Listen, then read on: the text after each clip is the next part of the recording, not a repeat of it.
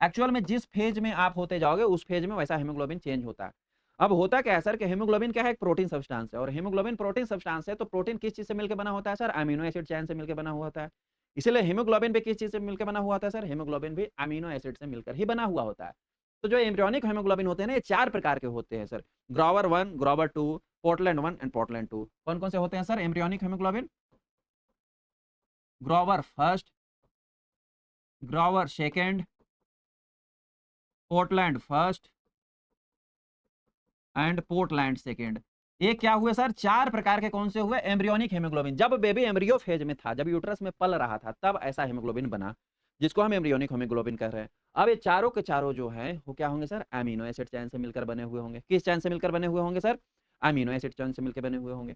Power first जो है 2 epsilon and 2 zeta chain से 2 जीटा और 2 एप्सिलॉन चेन से मिलकर बना हुआ होगा। ए है जेड और ए है ई।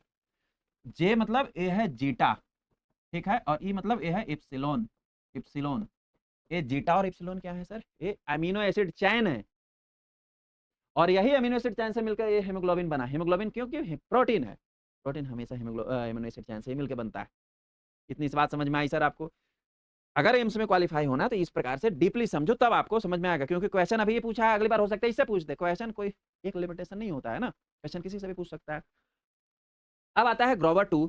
ग्रोवर 2 जो है वो 2 अल्फा एंड 2 एप्सिलॉन चेन से मिलकर बना हुआ होता है। एंड पोर्टलैंड फर्स्ट जो होता है 2 जीटा एंड 2 गामा चेन से मिलकर बना हुआ होता है। और पोर्टलैंड सेकंड जो है 2 जीटा एंड 2 बीटा चेन से मिलकर बना हुआ होता है।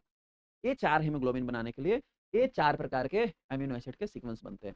अब बॉडी में इस प्रकार का नॉर्मल अमीनो एसिड बन रहा है तो नॉर्मल एम्ब्रियोनिक हीमोग्लोबिन बनेगा। चाहे नॉर्मल नहीं रहेगा तो नॉर्मल नहीं बनेगा, जाहिर सी बात है। अब आते हैं फीटल